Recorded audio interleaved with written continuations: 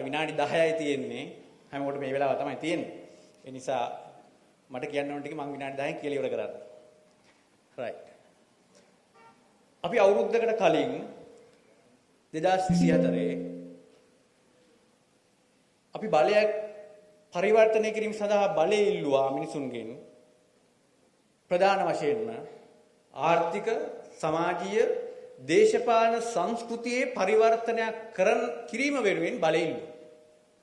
රටේ ජනතාව අපිට බලය දුන්නා ඒ පරිවර්තනය කරන්න. දැන් අවුරුද්දක් ගත වෙලා තියෙනවා ඒ බලය අපිට ලැබිලා. එතකොට කැලේ තුනක්. ආර්ථික, සමාජීය, දේශපාලන සංස්කෘතිය. දේශපාලන සංස්කෘතියේ වෙච්ච පරිවර්තනය මේ වෙනකොට ඕගොල්ලෝ දකිනවා. මම ඒ කාලේ ගන්න ඕනේ නැහැ. එකින් එක කියන්න ඕන තරම් හැමතැනම දකින්නවා, පේනවා, දැමුත් පේනවා. වෙනදා මෙතන අමාත්‍යවරු තුන්දෙනෙක් හිටියා නම් කොච්චර වෙනසක් තියෙන්න ඕනේද?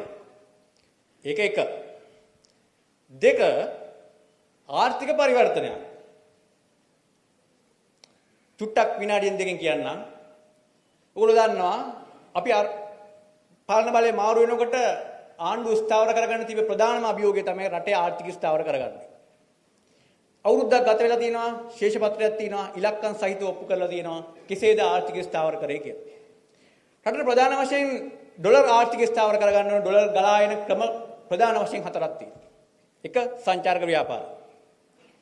ඉතිහාසයේ වැඩිම සංචාරකව පැමිණිච්ච අවුරුද්ද මීට කලින් ආවේ 2018 ලක්ෂ 23ක් ඇවිල්ලා තියෙනවා. දිත්තා සුලිකුණාටෝ තියෙද්දි.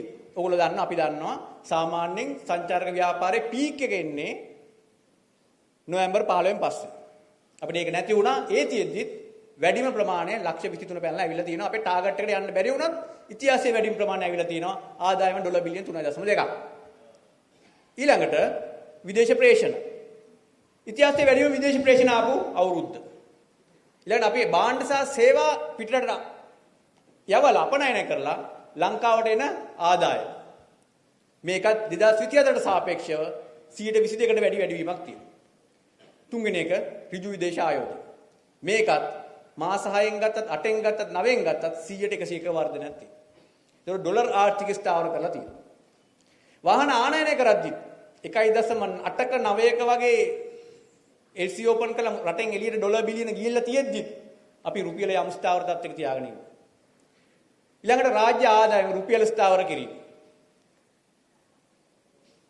කස්ටම් එකේ ඉතිහාසයේ වැඩිම ආදායම රුපියල් බිලියන 2500ට වැඩි. සුරාබදු දෙපාර්තමේන්තුවේ රුපියල් බිලියන 230ට වැඩි. ගිය අවුරුද්දට සාපේක්ෂව මේ අවුරුද්ද ආතල් වැඩි වෙලා බීල වැඩි වෙලා නෙවෙයිනේ. රාජ්‍ය නිලධාරීන් නිදාස දුන්නා ඒගොල්ලෝ එකතු කරා. මේ ආකාරයෙන් රුපියලත් ස්ථාවර කරලා තියෙනවා. රුපියල් ආදායමක් තියෙනවා. එහෙම නැතුව අම්මේ තාත්තේ දිත්තා සුලිකුණාටුව ආපු වෙලාවේ අපි සාමාන්‍යයෙන් ප්‍රාග්ධන වියදම් වශයෙන් අවුරුද්දට වෙන් කරන්නේ රුපියල් බිලියන 1300ක් 400ක් වගේ ප්‍රමාණයක්. රුපියල් බිලියන කැපිටල් එක්ස්පෙන්ඩිචර් විදියට. දිත්ත සුළුකුණාටුව ආවට පස්සේ පරිපූර්ණ ඇස්ටිමේට්තුවක් දාලා තව රුපියල් බිලියන 500ක් දානවා. තුනෙන් එකක් වගේ ප්‍රමාණයක් දානවා. ඒ අපිට ආර්ථික ස්ථාවරත්වයේ තිබ්බ නිසා. එහෙම නැත්නම් අපිට තිබ්බ අනිත් ආණ්ඩුව වගේ පාලන තන්ත්‍ර වගේ මේ සුළුකුණාටුවම හේතු කරලා සංවර්ධනයේ පැත්තකින් තියලා අපේ ගමන යන්නේ. එහෙම නැහැ. ඔය දෙවෙනි කාරණේ.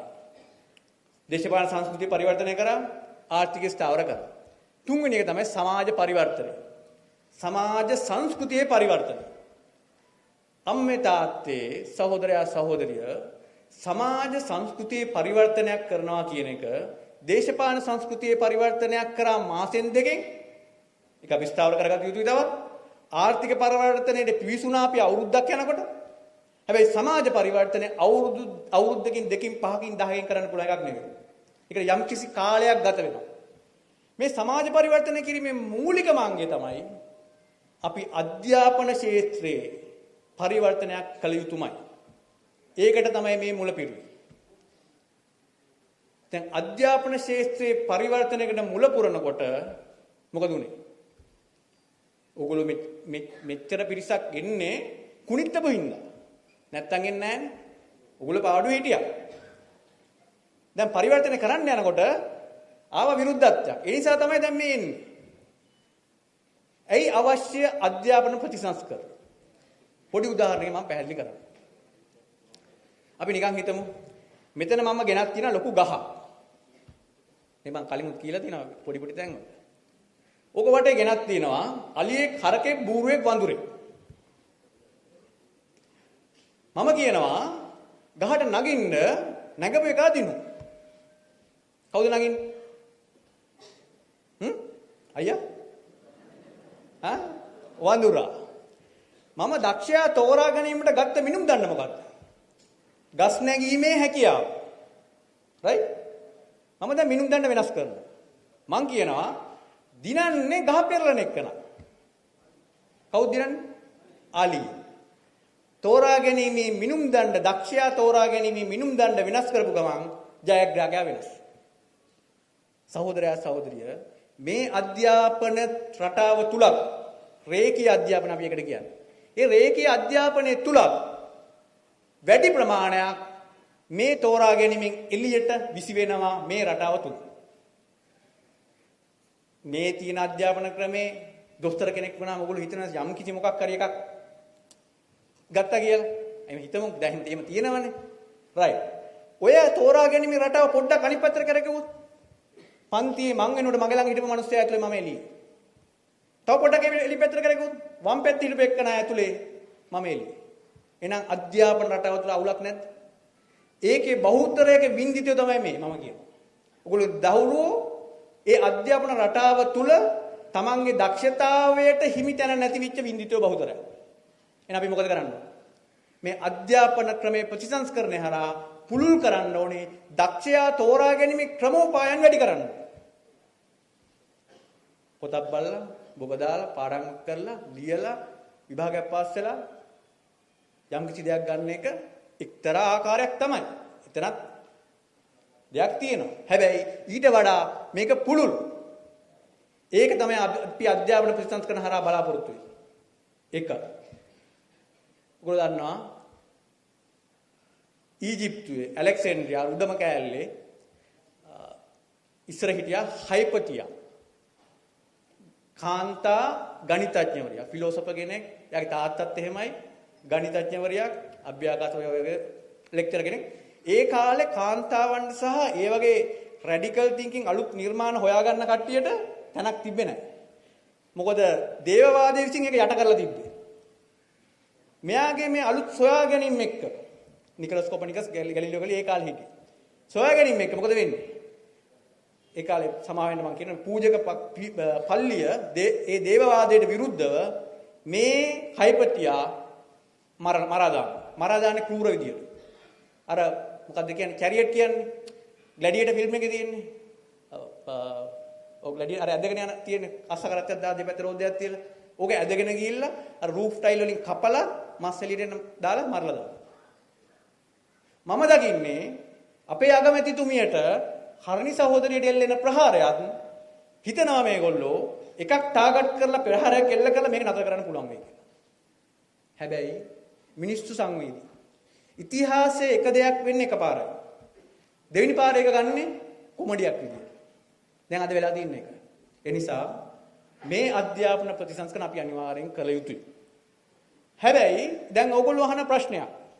උඹලට බලය දීලා තියෙනවා 3-2ක සාමාන්‍යයෙන් අපි පෝස්ට් එකක් දාපුවම සෝෂල් මීඩියා වල මට බලන්න වෙලා නැති වුණත් අපි හැමෝගෙම කෝඩිනේටිව් සම්බන්ධීකරණ සහෝදර ලේකම්ලා ඉන්නවනේ සහෝදර සහෝදරියෝ. ඒගොල්ලෝ ඒකේ බලලා කන්ටෙන්ට් එක කියනවා. අයියේ දාලා තින්නේ මේක අධ්‍යාපන ප්‍රතිසංස්කරණ සම්පූර්ණ සමස්තය මේක. දැන් මමත් දැම්මට පස්සේ පෝස්ට් එකක් හරි දෙයක් හරි දැම්මට පස්සේ උත්තරය ආවේ යකෝ උඹලට දීලා තියෙනවා 3-2ක බලයක්. මොකටද ඔය ස්ටේජ් ගාන කෑ ගහ ඉන්නේ? ඔක කරපල්ලකෝ. දැන් මොකද උත්තරේ?